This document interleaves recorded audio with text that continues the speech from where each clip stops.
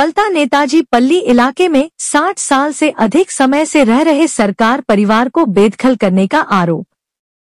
आपको बता दें कि नॉर्थ 24 परगना के अंतर्गत आने वाला इलाका पलता नेताजी पल्ली इलाके में 60 साल से अधिक समय से रह रहे सरकार परिवार को बेदखल करने का आरोप उपद्रवियों पर लगाया गया है।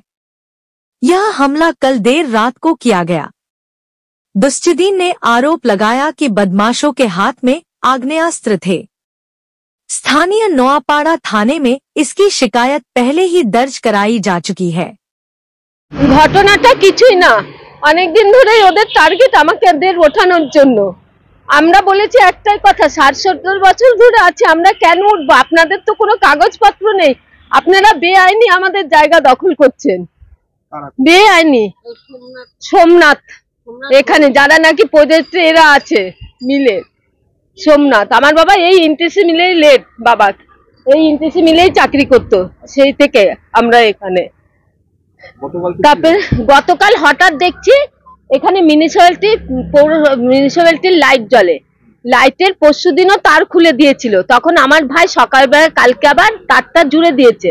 হঠাৎ দেখছি তার লাইটটা নিভে গেল, নিভে যাওয়ার পর তখন আমি গেলাম, গিয়ে দেখছি একটা ছেলে ওই রোডের উপরে দাঁড়ানো। তখন আমি কে তারটা খুললো, লাইটটা নিভে গেল। তখন কিছুটা দূরে একটা মোটর সাইকেল নিয়ে ছেলে দাঁড়ানো, তার বাইকে করে ও বেরিয়ে গেল, আমি বুঝতে পারিনি। ঠিক 9টা বাজে আমি টিভি দেখছি, 9টার সময় দেখছি প্রচুর পায়ের আওয়াজ ঘরে বসে বসে। তখন আমি ঘর থেকে বলছি কারা কারা, কে এসছে, আমি বুঝতে পেরে গেছি যে নিশ্চয়ই কোনো কিছু হবে। তখন আমি দেখছি ধুম ধারাক্কা এলো পাথলি এদিক ওদিক, তখন আমি ভয়ে ঘর থেকে বেরিয়ে গেছি। বেরিয়ে গিয়ে আমি তখন রাস্তায় চিল্লাচ্ছি আমাদের বাঁচান বাঁচান বাঁচান। তখন দোস্ত মতন অপারেশন শুরু হয়ে গেছে ওদের, ঘর ভাঙ্গা।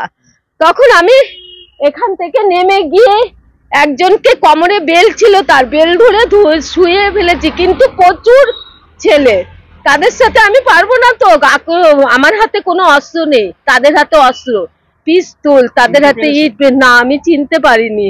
ভাই প্রত্যেকটা পাড়ায় এখন হান্নান্তরি হয়ে গেছে।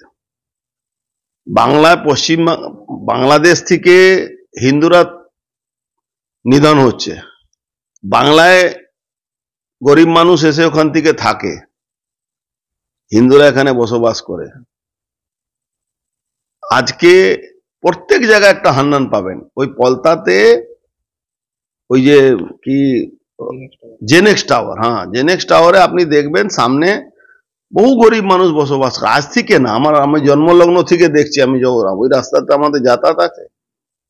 একদিকে পৌরসভা ওই পরিষ্কার করার নাম করে অনেকগুলো গরিব মানুষকে তুলে দিল, আজকে আবার পয়সা বাড়িয়ে বাড়িয়ে দিয়ে তারা আবার বসছে। এটা নেই কি ভেঙে দিল, রাস্তা চওড়া হয়ে গেল, এটা নেই। ওইটা ভাঙলো, পয়সা নিল, ওখানকার কাউন্সিলর, ওখানকার নেতারা, তৃণমূলে তারা এইসব করলো। এই হান্নান একদম পুলিশের লোক। ওখানে একটা জাহিরুল ইসলাম আছে, সাব ইন্সপেক্টর আছে, ও পুরোপুরি এই ঠিকা নিয়েছে। আমার কাছে পুরো খবর আছে কি এই জেনেক্স টাওয়ারকে মানে বাহাল তবিয়তে রাখার জন্য ও টাকা পয়সা নিয়ে এইসবগুলো করাচ্ছে।